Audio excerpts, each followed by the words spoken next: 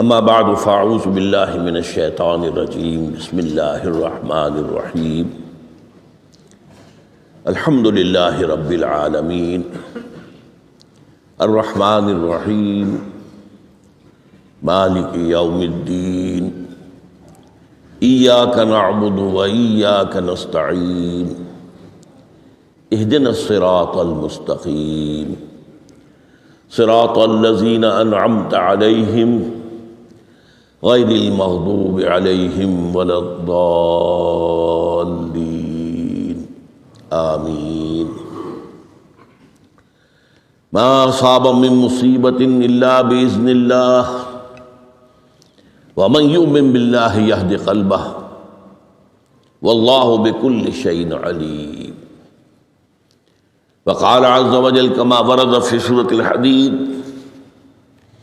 ما أصاب من مصيبة في الأرض ولا في أنفسكم إلا في كتاب من قبل أن نبرأها إن ذلك على الله يسير لكي لا تحسوا على ما فاتكم ولا تفرحوا بما آتاكم والله لا يحب كل مختال فخور وقال عز وجل كما ورد في سورة الانشراح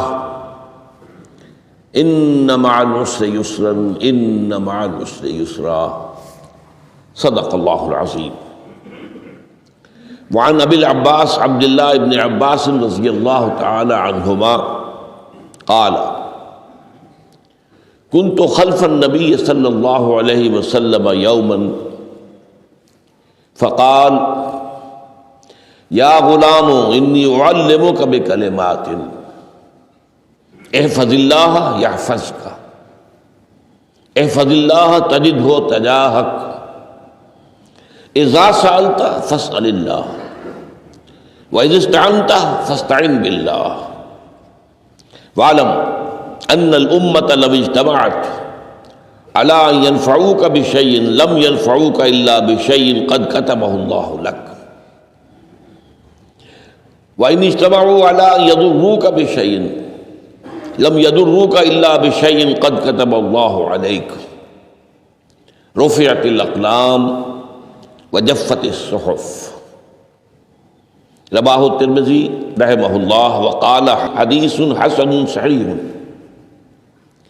وفي رواية غير الترمذي احفظ الله تجده أمامك تعرف إلى الله في الرخاء يعرفك في الشدة واعلم أن ما أخطأك لم يكن ليصيبك وما أصابك لم يكن ليخطئك واعلم أن النصر مع الصبر وأن الفرج مع الكرب وأن مع العسر يسرا.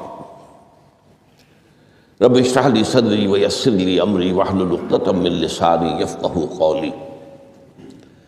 اللهم ربنا الہمنا رشدنا واعذنا من شرور انفسنا اللهم ارنا الحق حقا وارزقنا اتباعه وارنا الباطل باطلا وارزقنا اجتنابه آمین یا رب العالمین. یہ حدیث نمبر 19 40 نبوی کی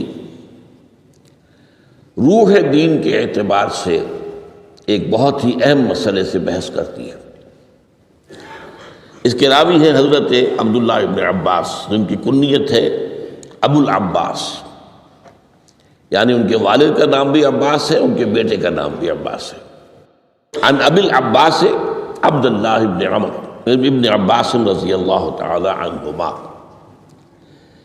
تو اس میں چونکہ جیسا کہ میں نے عرض کیا کہ استعانت باللہ، مدد مانگنی ہو تو صرف اللہ سے مانگو، یہ دین کی روح کا ایک بہت اہم مسئلہ ہے، بہت اہم موضوع روح دین. میں نے اسی لیے آج سورہ فاتحہ کی تلاوت کی شروع میں کہ اس مسئلے کی اہمیت جو ہے اس کا آپ کو اندازہ ہو جائے. سورہ فاتحہ جو ہماری نماز کا جزو لازم ہے، حدیث نبوی ہے لا صلاۃ لمن لم یقرأ بفاتحۃ الکتاب، سورہ فاتحہ کے بغیر کوئی نماز نہیں.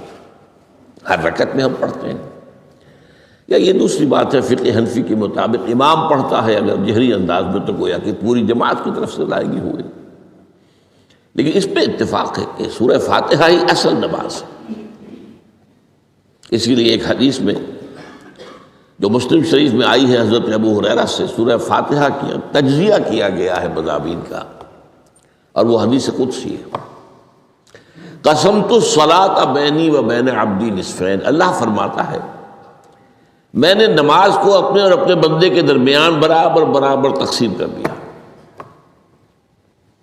بندہ کہتا، اب اس کے بعد ساری تفصیل سورہ فاتحہ کی ہے۔ صلاۃ کہا، قسمت الصلاۃ بینی و بین عبدی نصفین، تو ہم تو صلاۃ میں سورہ فاتحہ بھی ہے، پھر اس کے بعد کچھ ہم اور قرآن مجید کی آیتیں پڑھتے ہیں، پھر رکوع بھی ہے، پھر سجود بھی ہے، قیام بھی ہے اور قاعدہ بھی ہے، سب ہے۔ صلاۃ تو منہ کا، لیکن یہ کہ اصل صلاۃ سورہ فاتحہ۔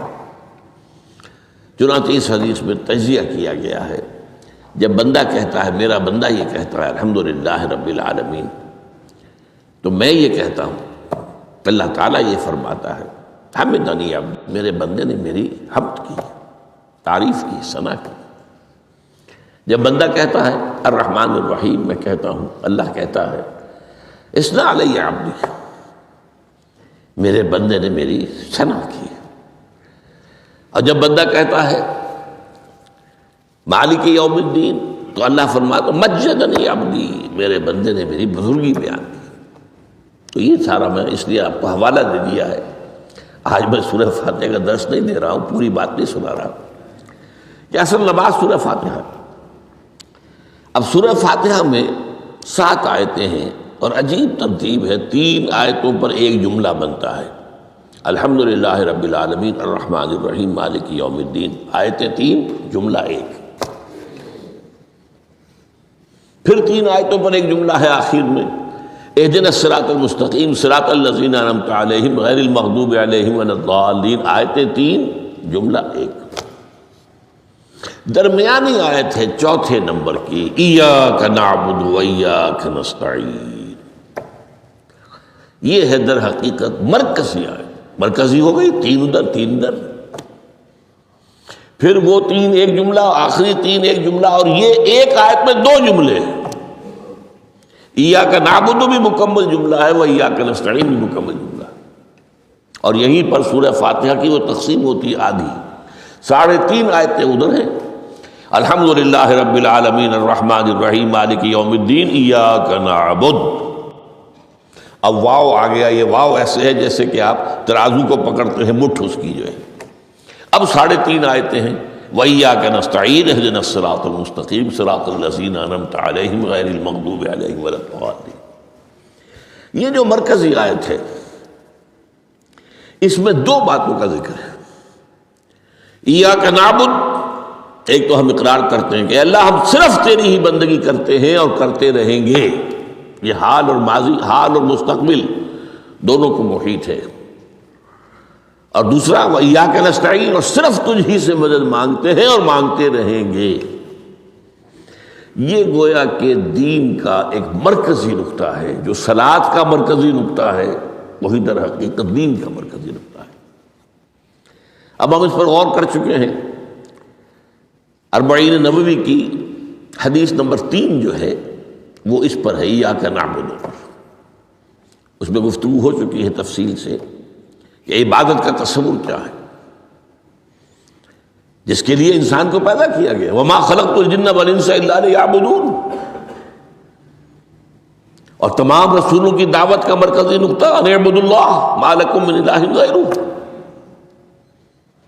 زندگی آمد برائے بندگی، زندگی بے بندگی شرمندگی۔ اور اس میں جو کنفیوژن ہم نے پیدا کر دیا ہے کہ عبادت کو عبادات کے مترادف قرار دے دیا، نماز روزہ حج اور زکوٰۃ یہ عبادات ہیں، وہ عبادت جس کے لیے ہمیں پیدا کیا گیا ہے وہ یہ چیزیں نہیں ہیں، وہ ہے پوری زندگی میں ہمہ تن ہمہ وقت ہمہ جہت اللہ کی اطاعت۔ ہر وقت نماز تو نہیں پڑھی جاتی، ہر روز روزہ تو نہیں رکھا جاتا۔ یہ جو کہا کہ میں نے صرف تمہیں پیدا ہی اس لیے کیا کہ میری عبادت کرو، تو عبادت سے مراد یہ چیزیں نہیں ہو سکتی، یہ در حقیقت اس عبادت کے لیے سپورٹس ہے۔ جیسے 4 ستون ہیں، ان پر چھت ہے، چھت کو سپورٹ دینے کے لیے ستون ہے۔ ستونوں کی معنویت ہی تب ہے جبکہ چھت ہو، ورنہ کیا کہیں گے کس لیے کھڑے کر دیے 4 ستون؟ پاگل پن ہے کوئی؟ کس لیے؟ What for? جب تک کہ چھت کا تصور نہ ہو۔ شامیانے کے لیے 4 آپ نے بانس کھڑے کیے ہیں، کس لیے؟ اس شامیانے کو سپورٹ کرنے کے لیے۔ تو اب اس میں جو ایک مضمون آیا وہ یہاں بھی آ گیا اس حدیث میں، تو قرآن مجید کی آیت میں ایاک نعبد و ایاک نستعین، یہ ہے دوسری بات جس پر کہ آج کی ہماری مرکزی جو مضمون ہے وہ یہ حدیث۔ تجھ ہی سے مدد مانگتے ہیں اور مانگتے رہیں گے۔ اللہ تعالیٰ سے مدد مانگنا، اب آپ یوں سمجھیے کہ مدد جو مانگی جاتی ہے مختلف الفاظ استعمال ہو سکتے ہیں۔ استعانت، وہ اس حدیث میں بھی آیا، قرآن میں بھی آیا سورہ فاتحہ میں، ایاک نستعین۔ استمداد، مدد طلب کرنا۔ استنصار، نصرت مانگنا۔ استدعاء، کوئی دعا کرنا کسی کام کے لیے۔ استغاثہ، کسی کی دعائی دینا۔ یہ تمام ایک قبیل کی چیزیں ہیں، ان کو جمع کر لیجیے استعانت۔ اب استعانت ایک تو ہے عام مادی دنیا کے اصول کے اندر، میں کسی سے کہوں بھائی مجھے ذرا پانی پلا دینا، یہ بھی استعانت ہی ہو گئی نا، میں نے اپنی ایک ضرورت کو پورا کرنے کے لیے اسے مدد چاہیے، اس میں کوئی شرک نہیں، کوئی برائی نہیں۔ معلوم ہے یہ ایک عام مادی قوانین کے تحت ہوگا۔ یہ علیحدہ بات ہے کہ حضور کے بارے میں یہ آتا ہے صلی اللہ علیہ وسلم کہ آپ کبھی ایسے کام کے لیے بھی کسی کو نہیں کہتے تھے، یہاں تک کہ اگر آپ سواری پر ہوتے تھے اور آپ کا جو کوڑا ہے وہ نیچے گر گیا تو آپ اپنی سواری کو بٹھا کر یا اتر کر خود کوڑا اٹھاتے تھے، کسی سے کہتے نہیں تھے کہ مجھے ذرا اٹھا دو۔